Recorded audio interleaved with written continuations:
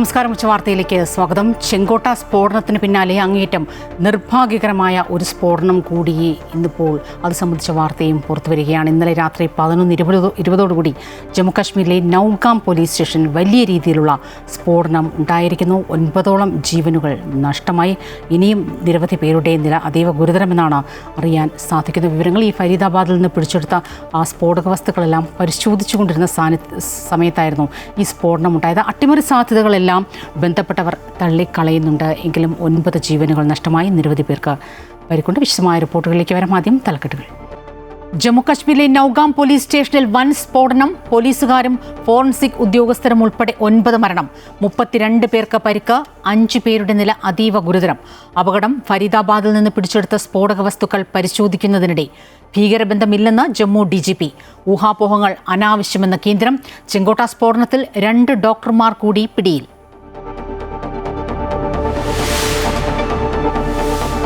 മുന്നണികൾക്ക് തലവേദനയായി സ്ഥാനാർത്ഥി നിർണയ തർക്കങ്ങൾ. സ്ഥാനാർത്ഥിത്വം നിരസിച്ചതിൽ തൃശൂർ കോർപ്പറേഷനിലെ കോൺഗ്രസ് കൗൺസിലർ നിമ്മി റപ്പായിയും കോഴിക്കോട് മൂന്നാലുങ്കലിൽ ലീഗിന്റെ കൗൺസിലർ റംലത്തും രാജിവെച്ചു. കോഴിക്കോട് DCC ജനറൽ സെക്രട്ടറി സ്ഥാനം ഒഴിഞ്ഞ NV ബാബുരാജ്. ആലപ്പുഴയിൽ യൂത്ത് കോൺഗ്രസിനെ അവഗണിച്ചതിൽ DCCക്ക് മുന്നിൽ പോസ്റ്റർ.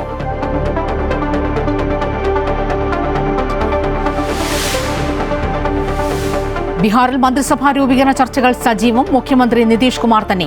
BJPക്ക് 2 ഉപമുഖ്യമന്ത്രി സ്ഥാനം. സത്യപ്രതിജ്ഞ ഈ മാസം 18-നെന്ന് സൂചന. കനത്ത തോൽവി വിലയിരുത്തി കോൺഗ്രസ്. വോട്ട് കൊള്ളയിലെ തെളിവ് പുറത്തുവിടുമെന്ന KC വേണുഗോപാൽ. കർണാടകയിലെ വോട്ട് ചോരി ആരോപണത്തിൽ ബംഗാൾ സ്വദേശി അറസ്റ്റിൽ. കേരളത്തിലും വലിയ രാഷ്ട്രീയ മാറ്റം വരുമെന്ന് രാജീവ് ചന്ദ്രശേഖർ.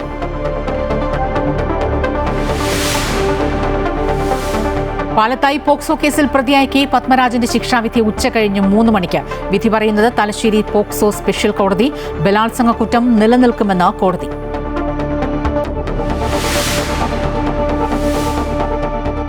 അരൂർ തുറവൂർ ഗർഡർ അപകടത്തിൽ അടിയന്തര സുരക്ഷാ ഓഡിറ്റിന് NHAI ചുമതല റൈറ്റ്സ് ലിമിറ്റഡ് കമ്പനിക്ക്. IRC മാനദണ്ഡങ്ങൾ പാലിക്കാതെ നിർമ്മാണമെന്ന വിദഗ്ധ സംഘത്തിന്റെ റിപ്പോർട്ട്.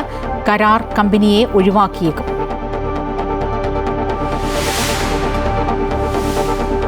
കൊൽക്കത്ത ക്രിക്കറ്റ് ടെസ്റ്റിൽ പിടിമുറുക്കാൻ ഇന്ത്യ. ദക്ഷിണാഫ്രിക്കയുടെ 159 റൺസിന് മറുപടി ബാറ്റ് ചെയ്യുന്ന ഇന്ത്യയ്ക്ക് ലീഡ്. 8 വിക്കറ്റ് നഷ്ടം. IPL-ലെ ഏറ്റവും വലിയ താര കൈമാറ്റമായി രാജസ്ഥാൻ റോയൽസ് താരം സഞ്ജു സാംസൺ ചെന്നൈ സൂപ്പർ കിങ്സിൽ. CSK സഞ്ജുവിനെ സ്വന്തമാക്കിയത് 18 കോടി രൂപയ്ക്ക്. രവീന്ദ്ര ജഡേജയും സാം കറണും രാജസ്ഥാനിൽ. ജമ്മുകാശ്മീരിൽ പോലീസ് സ്റ്റേഷനിലുണ്ടായ സ്ഫോടനത്തിൽ 9 മരണം, 27 പേർക്ക് പരിക്കേറ്റു. ഹരിയാനയിൽ നിന്ന് പിടിച്ചെടുത്ത അമോണിയം നൈട്രേറ്റ് ഉൾപ്പെടെയുള്ള സ്ഫോടക വസ്തുക്കളിൽ നിന്ന് സാമ്പിൾ ശേഖരിക്കുന്നതിനിടെയായിരുന്നു അപകടം. മരിച്ചവരിൽ പോലീസ് ഉദ്യോഗസ്ഥരും ഫോറൻസിക് ഉദ്യോഗസ്ഥരും ഉൾപ്പെടുന്നു. സ്ഫോടനത്തിൽ അന്വേഷണത്തിന് ഉത്തരവിട്ട് ജമ്മുകശ്മീർ ലഫ്റ്റനന്റ് ഗവർണർ മനോജ് സിൻഹ രംഗത്തെത്തി. അതിനിടെ ചെങ്കോട്ട സ്ഫോടനത്തിൽ കസ്റ്റഡിയിലുള്ള 5 ഡോക്ടർമാരെ NIA ഡൽഹിയിലെത്തിച്ച് ചോദ്യം ചെയ്യാനുള്ള നീക്കങ്ങൾ തുടങ്ങി. ഡോക്ടർമാരുടെ രജിസ്ട്രേഷൻ നാഷണൽ മെഡിക്കൽ കമ്മീഷൻ റദ്ദാക്കിയിട്ടുണ്ട്. ഭീകരൻ ഒമറിന്റെ വീട് കഴിഞ്ഞ ദിവസം സുരക്ഷാസേന തകർത്തതിനെ വിമർശിച്ച് മുഖ്യമന്ത്രി ഒമർ അബ്ദുള്ളയും രംഗത്തെത്തി.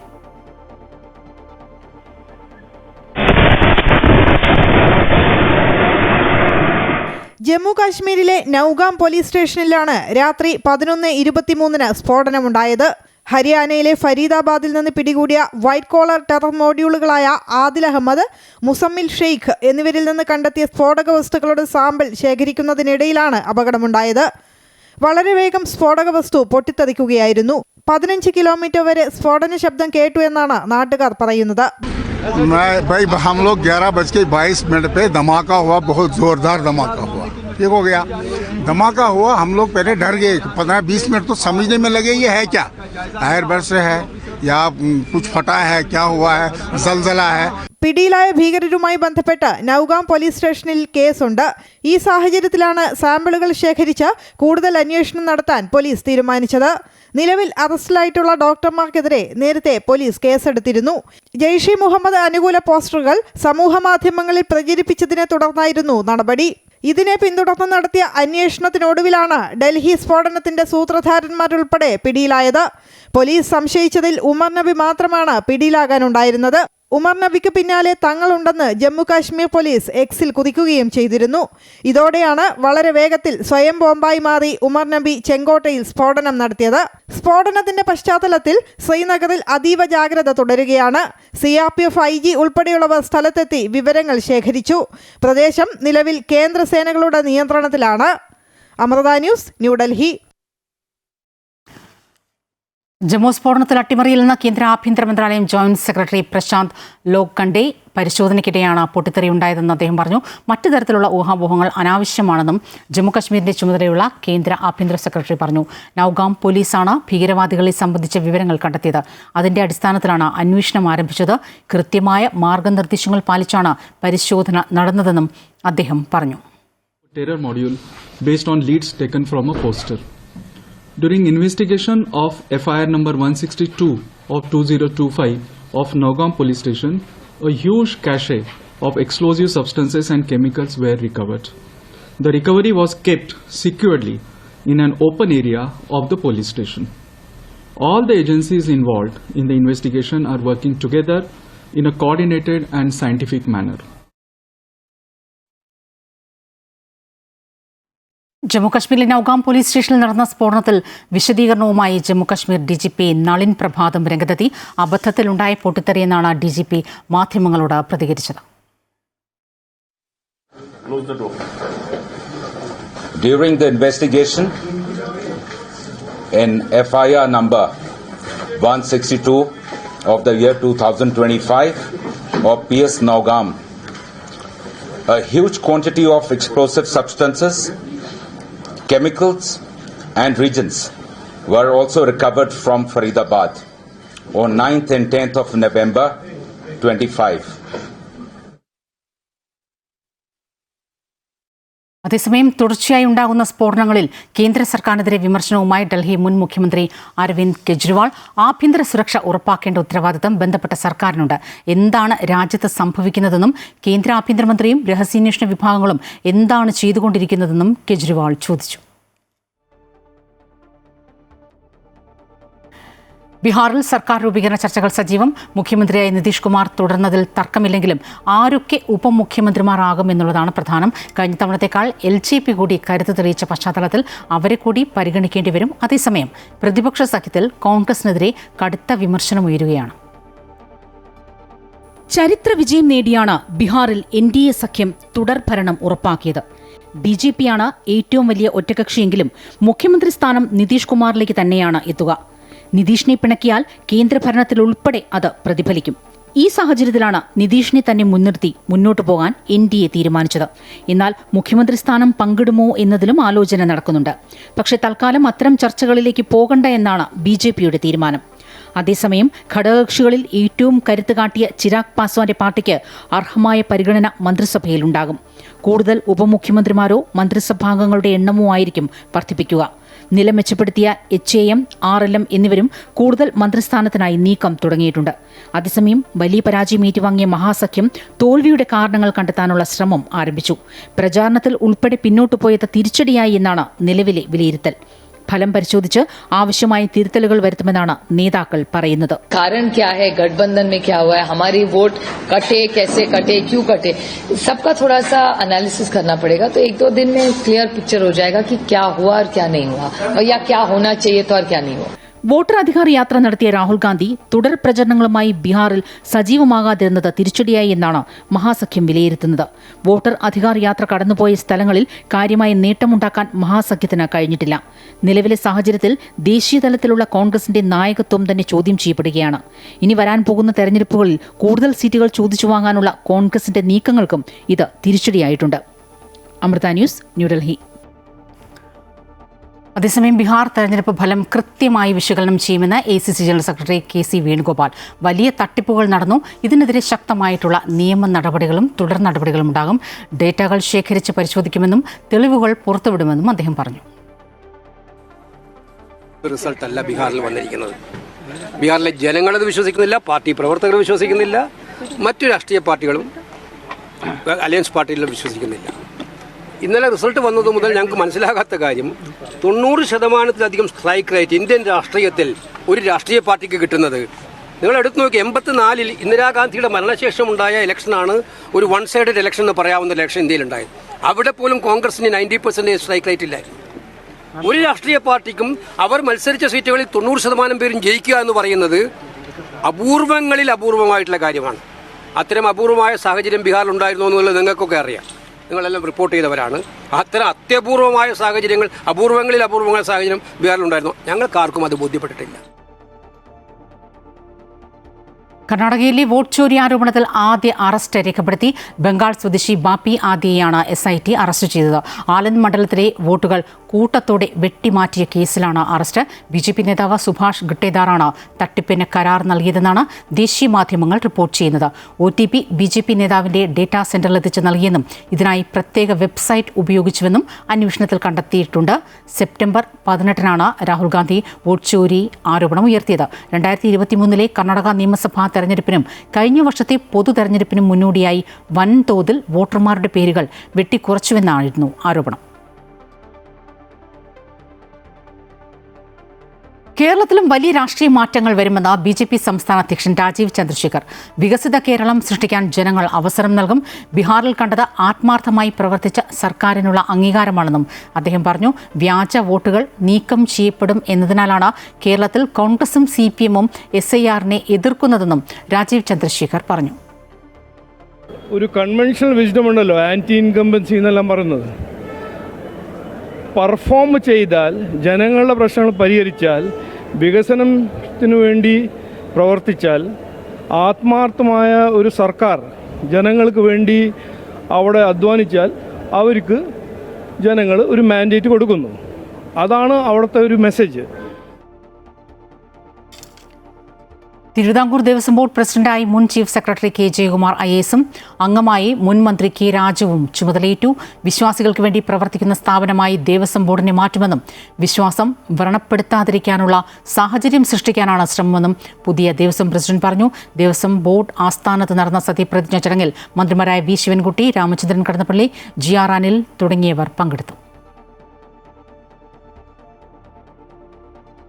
അരൂർ തുറവൂർ ഗർഡർ അപകടത്തിൽ അടിയന്തര സുരക്ഷാ ഓഡിറ്റിന് NHAI. ഇതിനായി റൈറ്റ്സ് ലിമിറ്റഡ് എന്ന കമ്പനിയെ ചുമതലപ്പെടുത്തി. നിർമ്മാണത്തിൽ സുരക്ഷാ മാനദണ്ഡങ്ങൾ പാലിക്കുന്നില്ലെന്നാണ് വിദഗ്ധ സമിതിയുടെ കണ്ടെത്തൽ.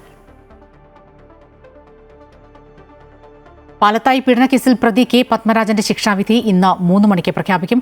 തലശ്ശേരി പോക്സോ സ്പെഷ്യൽ കോടതി ജഡ്ജി MT ജലറാണിയാണ് വിധി പറയുന്നത്. 2020 ജനുവരിക്കും ഫെബ്രുവരിക്കുമിടെ 3 തവണ അധ്യാപകൻ ബാത്റൂമിൽ കൊണ്ടുപോയി 4ാം ക്ലാസ്സുകാരിയെ ലൈംഗികമായി പീഡിപ്പിച്ചുവെന്നാണ് case. BJP Thriprangottoor panchayat president കൂടിയായിരുന്നു പത്മരാജൻ. കുട്ടിയുടെ സുഹൃത്തായ വിദ്യാർത്ഥിയും 4 അധ്യാപകരും ഉൾപ്പെടെ 40 സാക്ഷികളെ പ്രോസിക്യൂഷൻ വിസ്തരിച്ചു. ഏറെ രാഷ്ട്രീയ കോളിളക്കം സൃഷ്ടിച്ചതാണ് പാലത്തായി പീഡന കേസ്. ചൈൽഡ് ലൈനിനാണ് 10 വയസ്സുകാരി പീഡനത്തിനിരയായ വിവരം ആദ്യം ലഭിച്ചത്. പൊയിലൂർ വിളക്കോട്ടൂരിലെ ഒളിയിടത്തിൽ നിന്ന് ഏപ്രിൽ 15-ന് പ്രതിയെ അറസ്റ്റ് ചെയ്തു. പെൺകുട്ടിയുടെ അമ്മയുടെ ആവശ്യപ്രകാരം 2020 ഏപ്രിൽ 24-ന് സംസ്ഥാന പോലീസ് മേധാവി അന്വേഷണം ക്രൈംബ്രാഞ്ചിന് കൈമാറി. എന്നാൽ ഇടക്കാല കുറ്റപത്രം സമർപ്പിച്ചതിന് പിന്നാലെ പ്രതിക്ക് കോടതി ജാമ്യം അനുവദിച്ചതോടെ കുട്ടിയുടെ അമ്മ വീണ്ടും ഹൈക്കോടതിയെ സമീപിച്ചു. 2021 മെയ് മാസം പോക്സോ വകുപ്പുകൾ ചുമത്തി അന്തിമ കുറ്റപത്രം സമർപ്പിക്കുകയായിരുന്നു. കൊച്ചിയിൽ 12-കാരനെ ക്രൂരമായി മർദ്ദിച്ച കേസിൽ അമ്മയും ആൺ സുഹൃത്തും അറസ്റ്റിൽ. എളമക്കര പോലീസാണ് പ്രതികളെ പിടികൂടിയത്. കുട്ടിയുടെ തല ചുവരിൽ ഇടിപ്പിക്കുകയും ശരീരത്തിൽ മുറിപ്പാടുകൾ ഉണ്ടാക്കുകയും ചെയ്തു. അമ്മയ്ക്കൊപ്പം കുട്ടി കിടന്നതാണ് ആൺ സുഹൃത്തിൻ്റെ പ്രകോപനത്തിന് കാരണം.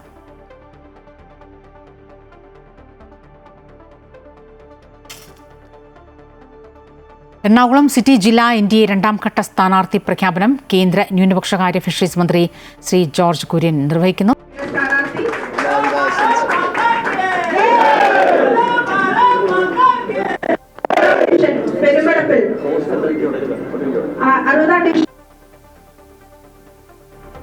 രചന രാജുവാണ്.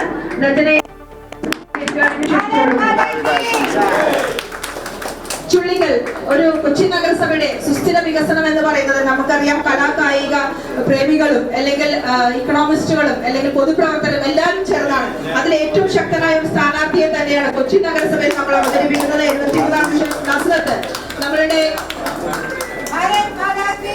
നമ്മളുടെ വേൾഡ് ചാമ്പ്യൻ വേൾഡ് ചാമ്പ്യൻഷിപ്പിലെ റണ്ണറപ്പ് ആണ്. ഹാൻഡ്ബോളില് വേൾഡ് ചാമ്പ്യനിലെ റണ്ണറപ്പ് ആണ്.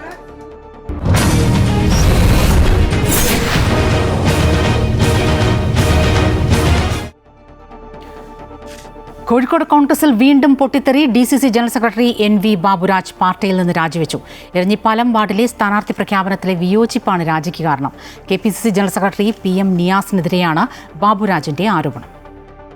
തദ്ദേശ സ്വയംഭരണ സ്ഥാപനത്തിലേക്കുള്ള തെരഞ്ഞെടുപ്പ് പ്രഖ്യാപിച്ചത് മുതൽ കോഴിക്കോട് കോൺഗ്രസിൽ രാജിവെക്കുന്നവരുടെ എണ്ണം കൂടുകയാണ്. നിലവിൽ ഇപ്പോൾ രാജിവെച്ചിരിക്കുന്നത് കോഴിക്കോട് DCC ജനറൽ സെക്രട്ടറി ആയിട്ടുള്ള NV ബാബുരാജ് ആണ്. അദ്ദേഹം ഇപ്പോൾ നമ്മളോടൊപ്പമുണ്ട്. എന്താണ് ഈ രാജിയിലേക്ക് നയിക്കാനുള്ള കാരണം? തദ്ദേശ സ്വയംഭരണ തെരഞ്ഞെടുപ്പുമായി ബന്ധപ്പെട്ട് കേരള പ്രദേശ് കോൺഗ്രസ് കമ്മിറ്റി കൃത്യമായ മാർഗരേഖയും മാനദണ്ഡവും ഒക്കെ അറിയിച്ച ആ മാർഗരേഖയ്ക്കും മാനദണ്ഡങ്ങൾക്കും വിരുദ്ധമായി വാർഡ് 65 ഒരു സ്ഥാനാർത്ഥിയെ നിർണയിച്ചതിൽ പ്രതിഷേധിച്ചാണ് ജില്ലാ കോൺഗ്രസ് കമ്മിറ്റി ജനറൽ സെക്രട്ടറിയായ ഞാൻ രാജിവെക്കാനുണ്ടായ സാഹചര്യം. അപ്പോൾ സ്വാഭാവികമായി ആ ഒരു വാർഡിലില്ലാത്ത ഒരാൾ തദ്ദേശ സ്വയംഭരണ തെരഞ്ഞെടുപ്പൊക്കെ നിങ്ങൾക്ക് അറിയില്ല, നിങ്ങളുടെ വാർഡിൽ തന്നെയുള്ള ആളുകളായിരിക്കും ഏത് പാർട്ടിക്കായാലും ഗുണം ചെയ്യുക. പക്ഷേ വാർഡിലില്ലാത്ത ഒരാളെ അപ്പുറത്ത് നൂലിൽ കെട്ടിയിറക്കിയത് കൊണ്ടാണ് പ്രവർത്തകർക്കും നമുക്കടക്കമുള്ള പ്രതിഷേധം. താങ്കൾക്ക് സീറ്റ് നിഷേധിച്ചതാണോ അല്ലെങ്കിൽ മറ്റൊരു പുറത്തുള്ള ഒരാൾ കൊണ്ടുവന്നതാണോ പ്രശ്നം? നമുക്ക് സീറ്റ് നിഷേധിച്ചിട്ടുമില്ല, പുറത്തുനിന്ന് ആൾ വന്നതിൽ പരാതിയുമില്ല. പട്ടികയിൽ പറഞ്ഞ ആളുകളെ പരിഗണിക്കാത്തതിലുള്ള പ്രതിഷേധ. നമ്മളവിടെ നിന്ന് 6 ആളുകളെ പേര് പറഞ്ഞിട്ടുണ്ട്. ഒരാൾ ഒഴിഞ്ഞു പോയെങ്കിൽ ബാക്കി 5 ആളുണ്ട്. 5 ആളുകളിൽ ഒരാളെ പരിഗണിച്ചാൽ മതിയായിരുന്നു, അത് നടന്നില്ല. തൃശൂർ കോർപ്പറേഷനിലെ തൃശൂർ കോർപ്പറേഷനിലെ കോൺഗ്രസ് കൗൺസിലർ നിമീറപ്പായി രാജിവെച്ചു. സ്ഥാനാർത്ഥിത്വം നിരസിച്ചതിനെ തുടർന്നാണ് രാജി. LDFിൽ ചേർന്ന് മത്സരിക്കാനാണ് തീരുമാനം. കോഴിക്കോട് കോർപ്പറേഷൻ സ്ഥാനാർത്ഥി നിർണയത്തിൽ മുസ്ലിം ലീഗിൽ പൊട്ടിത്തെറി. കോഴിക്കോട് നോർത്ത് വനിതാ ലീഗ് മണ്ഡലം സെക്രട്ടറി റംലത്ത് രാജിവെച്ചു. സീറ്റ് ലഭിക്കാത്തതിനെ തുടർന്നാണ് രാജി. 3-4 കൗൺസിലറാണ് റംലത്ത്. അതേസമയം മുഖദാർ, പന്നിയങ്കര, നല്ലളം, അരിക്കാട്, കൊളത്തറ, 3-4 ഡിവിഷനുകളിൽ പ്രതിഷേധം ശക്തമാണ്. UDF മുൻ ഡെപ്യൂട്ടി മേയർ KR പ്രേംകുമാർ സ്വതന്ത്ര സ്ഥാനാർത്ഥിയായി മത്സരിക്കാൻ തീരുമാനം. ഫോർട്ട് കൊച്ചി 61-ാം ഡിവിഷനിലെ അംഗമാണ് പ്രേംകുമാർ. പാർട്ടി അവഗണനയിൽ പ്രതിഷേധിച്ചാണ് കോൺഗ്രസിനെതിരെ മത്സരിക്കാൻ തീരുമാനിച്ചതെന്നും മുൻമന്ത്രി K ബാബുവിന്റെ പണാധിപത്യത്തിൽ പാർട്ടി കീഴടങ്ങിയെന്നും പ്രേംകുമാർ ആരോപിച്ചു.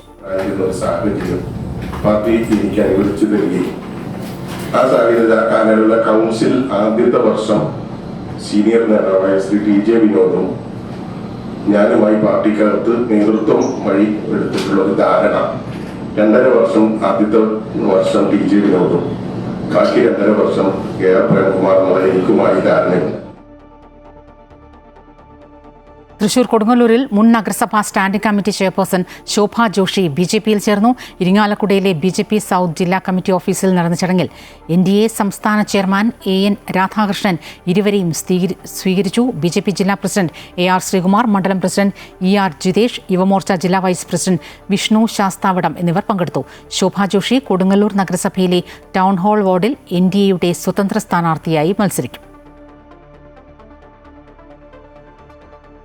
ആലപ്പുഴ DCCക്ക് മുന്നിൽ പ്രതിഷേധ പോസ്റ്റർ. സ്ഥാനാർത്ഥി നിർണയത്തിൽ യൂത്ത് കോൺഗ്രസിനെ അവഗണിച്ചുവെന്നാണ് പോസ്റ്റർ. സീറ്റുകൾ കൂട്ടുകച്ചവടം നടത്തുന്നുവെന്നും പോസ്റ്ററിലുണ്ട്.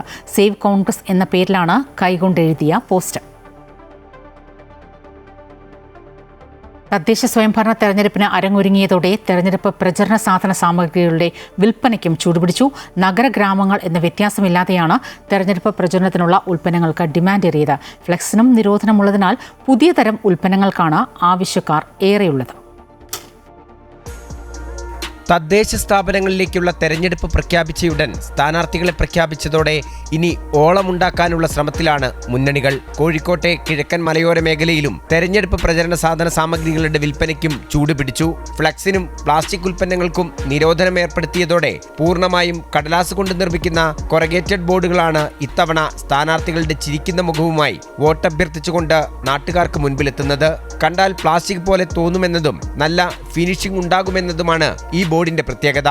വിവിധ പാർട്ടികളുടെ ചിഹ്നങ്ങളും മറ്റും പ്രിന്റ് ചെയ്ത ടീഷർട്ടുകളും വിലക്കുറവിൽ ലഭ്യമാണെന്നതിനാൽ ഇത് സ്വന്തമാക്കാനുള്ള തിരക്കിലാണ് പ്രവർത്തകർ. പാർട്ടികളുടെ കൊടികളുടെ മാതൃകയിലും ചിഹ്നങ്ങളും അടങ്ങിയ ഹെഡ് ബാൻഡ്, റിസ്റ്റ് ബാൻഡ്, പുതിയ തരം തൊപ്പികൾ എന്നിവയും ഇത്തരം കടകളിൽ ലഭ്യമാണ്. വെറൈറ്റികളായിട്ട് ഒരുപാട് കാര്യങ്ങൾ വന്നിട്ടുണ്ട്. പുതിയ ചെസ്റ്റ് ബാഡ്ജ് എന്ന് പറഞ്ഞാല് വിലക്കുറവുള്ള നല്ല UV മെറ്റീരിയൽസ്, അതുപോലെ അതിന് ഒറിജിനൽ പേപ്പറിൽ തന്നെയാണ്, ഒരു പ്ലാസ്റ്റിക് മിക്സും ഇല്ലാതെ ഈ ബോർഡ് വളരെ ചീപ്പ് റേറ്റിന് നമ്മൾ നൽകും. അത് പുതിയൊരു വെറൈറ്റി ഐറ്റമാണ് ഈ വർഷം ഇറങ്ങിയതാണ്. സ്ഥാനാർത്ഥികൾക്ക് തങ്ങളുടെ പ്രവർത്തകർക്കും അനുഭാവികൾക്കും നൽകാൻ സ്വന്തം ഫോട്ടോയും ചിഹ്നവും പ്രിന്റ് ചെയ്ത കീ ചെയിനുകളും ഒരുക്കി നൽകുന്നുണ്ട്.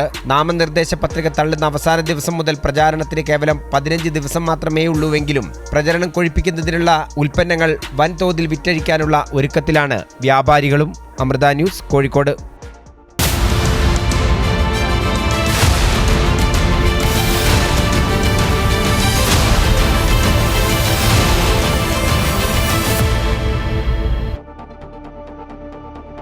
വൈത്തിരി പഞ്ചായത്തിൽ 25 വർഷമായി തുടരുന്ന ആധിപത്യം ഇത്തവണയും നിലനിർത്താൻ കഴിയുമെന്ന ആത്മവിശ്വാസത്തിലാണ് LDF തെരഞ്ഞെടുപ്പിനെ നേരിടാനൊരുങ്ങുന്നത്. ടൂറിസത്തിന്റെ അനന്ത സാധ്യതകൾ ഉപയോഗപ്പെടുത്തിയും സമസ്ത മേഖലയിലും വികസനമെത്തിക്കാൻ കഴിഞ്ഞുവെന്ന LDFന്റെ വാദങ്ങളെ തള്ളുകയാണ് UDF. ഭരണമാറ്റം ഇക്കുറി ഉണ്ടാകുമെന്നാണ് UDFന്റെ പ്രതീക്ഷ.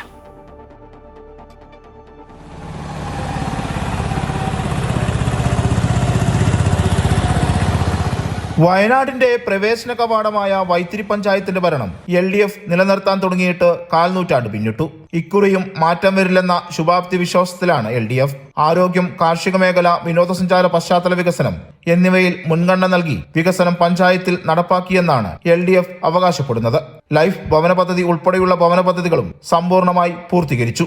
കഴിഞ്ഞ 5 വർഷവും വ്യത്യസ്തതയോടുകൂടി തന്നെ സമസ്ത മേഖലകളിലെയും വികസന പ്രവർത്തനങ്ങൾക്ക് നേതൃത്വം കൊടുക്കാൻ വേണ്ടി സാധിച്ചിട്ടുണ്ട് എന്നുള്ളത് തന്നെയാണ് കരുതുന്നത്. ഒരു ടൗൺഷിപ്പിലേക്ക് നമ്മുടെ വൈത്തിരി എത്തിക്കുന്നതിന് വേണ്ടി സാധിച്ചിട്ടുണ്ട്. നമ്മുടെ ഗ്രാമപഞ്ചായത്ത് ഒരു ഗ്രാമത്തിനപ്പുറത്തേക്കായി ഇന്ന് ഏറ്റവും മികച്ച ടൂറിസത്തിന്റെ അതിപ്രധാനമായിട്ടുള്ള ഒരിടമായി ഇന്ന് മാറുകയാണ്. ഏറ്റവും മികച്ചത് എന്താണോ ഈ നാട്ടിൽ ചെയ്തതെന്ന് ചോദിച്ചാൽ എനിക്ക് പറയാൻ വേണ്ടി സാധിക്കുന്നത് എൻ്റെ ഭരണസമിതിയുടെ കാലത്ത് ഇത്രയും ആളുകൾക്ക് വീട് കൊടുക്കാൻ സാധിച്ചതാണ് ഏറ്റവും മികച്ച കാര്യം എന്ന് അഭിമാനത്തോടു കൂടി പറയാൻ വേണ്ടി സാധിക്കുന്ന നിലയിലേക്ക് മാറിയിട്ടുണ്ട് എന്നുള്ളതാണ്. വൈത്തിരിയിൽ ഒരാൾ പോലും പട്ടിണിയില്ല എന്ന് ഉറപ്പിച്ച് പറയാൻ പറ്റുന്ന ഒരു നിലയിലേക്ക് മാറുകയാണ്. അതിന് കരുത്തു വരുന്നത് അതിദരിദ്രമില്ലാത്ത കേരളം ഉൾപ്പെടെ പ്രഖ്യാപിക്കുമ്പോൾ അതിനൊക്കെ കൂടെ ചേർന്നുകൊണ്ടുള്ള പ്രവർത്തനങ്ങൾ പഞ്ചായത്ത് നടത്തി. അതോടൊപ്പം തന്നെ ഈ പഞ്ചായത്ത് തന്നെ വ്യത്യസ്തമായിട്ടുള്ള ജോലിയില്ലാത്തവർക്ക് ജോലി ലഭിക്കുന്നതിന് വേണ്ടിയിട്ടുള്ളതായിട്ടുള്ള പ്രവർത്തനങ്ങൾ, ഈ ജോബ് റിക്രൂട്ട്മെന്റ് റാലികൾ ഉൾപ്പെടെയൊക്കെ നടത്തുന്ന നില സംബന്ധിച്ചിട്ടുണ്ടായി. വലിയ ഹാപ്പിയിലേക്ക് ജനങ്ങൾ എത്തിക്കുന്നതിന് സാധിച്ചിട്ടുണ്ട് എന്നുള്ള ആത്മവിശ്വാസത്തിലാണ് ഗ്രാമപഞ്ചായത്തിന് പ്രസിഡന്റ്. എന്നാൽ LDF ഭരണം പഞ്ചായത്തിനെ പിന്നോക്കാവസ്ഥയിൽ എത്തിച്ചുവെന്നാണ് UDFന്റെ ആരോപണം. വയനാട്ടിലെ പ്രധാന ടൂറിസം കേന്ദ്രമായിട്ടും ഉപയോഗപ്പെടുത്താൻ ഭരണസമിതിക്ക് സാധിച്ചില്ല. മാലിന്യ സംസ്കരണ മേഖലയിലും തികഞ്ഞ പരാജയം. വൈത്തിരി ഗ്രാമപഞ്ചായത്തിൽ ഇന്നും 14 വാർഡ്, ഇപ്പൊ പുതുതായി വന്ന 15 വാർഡിലും പ്ലാസ്റ്റിക് ഷെഡിൽ താമസിക്കുന്ന ആദിവാസികൾ ഉൾപ്പെടെ പിന്നോക്ക വിഭാഗത്തിൽപ്പെട്ട ഉൾപ്പെടെ എണ്ണി കാണിക്കാൻ കഴിയുന്ന ഒരു കാലഘട്ടത്തിലാണ് ഈ ഭരണസമിതി അവസാനിപ്പിക്കുമ്പോൾ. വൈത്തിരി പഞ്ചായത്തിലെ ഏറ്റവും വലിയ ടൂറിസ്റ്റ് കേന്ദ്രമാണ് പൂക്കോട് തടാകം. വൈത്തിരിയിൽ നിന്ന് പൊഴുതയിൽ നിന്നും പൂക്കോട് തടാകത്തിലേക്ക് പോകുന്ന കോളിച്ചാൽ 16 റൂട്ടിൽ കൂടെ ഇന്ന് കാൽനട യാത്ര പോലും ദുഷ്കരമായി മാറിയിരിക്കുകയാണ്. ബഹുമാനപ്പെട്ട വൈത്തിരി ഗ്രാമപഞ്ചായത്ത് പ്രസിഡന്റ് വിജേഷിന്റെ വാർഡിൽ പോലും ഗതാഗത യോഗ്യമല്ലാത്ത റോഡാണ് എന്ന് ജനം പരസ്യം പറയുന്ന രീതിയിലേക്ക് മാറുകയാണ്. പ്രത്യേകമായ രാഷ്ട്രീയ താല്പര്യങ്ങൾ എടുത്തുകൊണ്ട് രാഷ്ട്രീയത്തിന് അതിപ്രസരണം മാത്രം നിലനിർത്തിക്കൊണ്ടാണ് കഴിഞ്ഞ 5 വർഷം ഇടതുപക്ഷ ജനാധിപത്യ മുന്നണി ഈ പഞ്ചായത്തിന്റെ അകത്ത് ഭരണം നടത്തിയിരിക്കുന്നത്. UDFന്റെ ഉരുക്കുകോട്ടയായ വൈത്തിരി 2000 മുതലാണ് ഇടതിന്റെ കൈകളിലെത്തിയത്. ഇക്കുറിയും ആ മുന്നേറ്റം തുടരാനുള്ള പ്രവർത്തനം ഇടത് ക്യാമ്പിൽ ആരംഭിച്ചു കഴിഞ്ഞു. LDFന്റെ കോട്ടയിൽ വിള്ളലുണ്ടാക്കാൻ UDFും ശക്തമായി രംഗത്തുണ്ട്. അമൃത ന്യൂസ്, വയനാട്. BBC-ക്കെതിരെ നിയമ നടപടിക്കൊരുങ്ങി US president Donald Trump. BBC തന്റെ പ്രസംഗം തെറ്റായി എഡിറ്റ് ചെയ്ത് സംപ്രേഷണം ചെയ്തുവെന്നാണ് ആരോപണം. വിഷയത്തിൽ BBC ക്ഷമാപണം നടത്തിയെങ്കിലും നഷ്ടപരിഹാരം നൽകാൻ വിസമ്മതിച്ചതിനെ തുടർന്നാണ് ട്രംപിന്റെ നടപടി.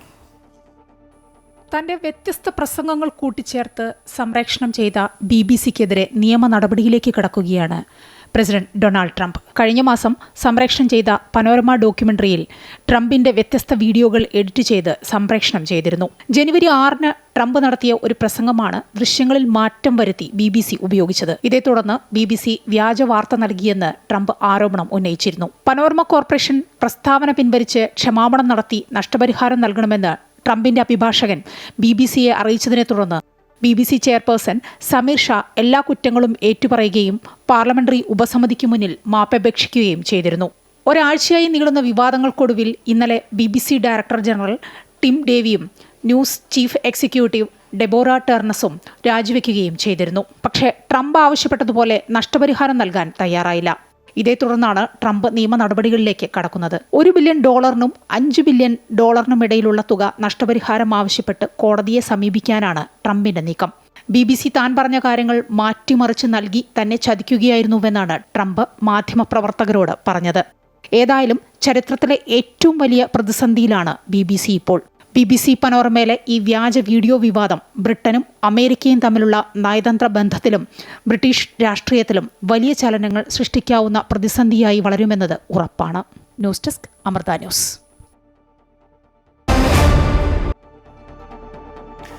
കൊൽക്കത്ത ടെസ്റ്റിൽ ദക്ഷിണാഫ്രിക്കയുടെ 159 റൺസിന് മറുപടി ബാറ്റ് ചെയ്യുന്ന ഇന്ത്യക്കും ബാറ്റിംഗ് തകർച്ച.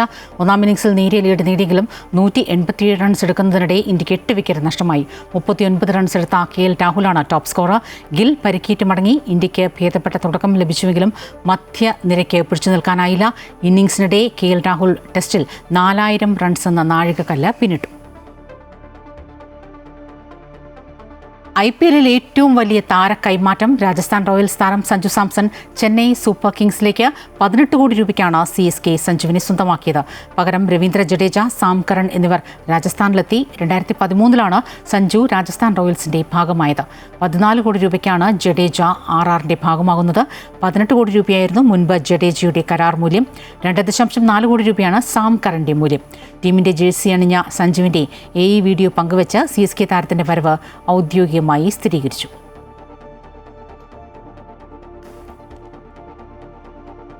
Rising stars Asia cup T20 ടൂർണമെന്റിൽ 14-കാരൻ വൈഭവ് സൂര്യവംശിയുടെ ഉജ്ജ്വല പ്രകടനത്തിന്റെ മികവിൽ ഇന്ത്യ ടീമിന് മികച്ച വിജയം. UAE 148 റൺസിനാണ് തോൽപ്പിച്ചത്. 42 പന്തിൽ 15 സിക്സും 11 ഫോറും പറത്തി 144 റൺസാണ് വൈഭവ് എടുത്തത്. ഓപ്പണറായി ഇറങ്ങി 3-ാം പന്തിൽ തന്നെ 4 അടിച്ച തുടങ്ങിയ വൈഭവ് 17 പന്തിൽ അർദ്ധ സെഞ്ചുറിയിലെത്തി. 32 പന്തിൽ നിന്നാണ് സെഞ്ചുറി തികച്ചത്. 2020 ക്രിക്കറ്റിൽ ഒരു ഇന്ത്യൻ ബാറ്ററുടെ വേഗതയേറിയ 2ാമത്തെ സെഞ്ചുറിയാണ് വൈഭവിൻ്റേത്. ക്യാപ്റ്റൻ ജിതേഷ് ശർമ്മയും മികച്ച പിന്തുണ നൽകി. ഇരുവരുടെയും ബാറ്റിംഗ് മികവിൽ ഇന്ത്യ 20 ഓവറിൽ 4 വിക്കറ്റ് നഷ്ടത്തിൽ 297 റൺസ് അടിച്ചുകൂട്ടി. റിപ്പോർട്ടോടെ ഉച്ചവാർത്ത പൂർത്തിയാകുന്നു. കൂടുതൽ വാർത്തകൾ അമൃത ന്യൂസ് യൂട്യൂബ് ചാനൽ തുടരും. നമസ്കാരം.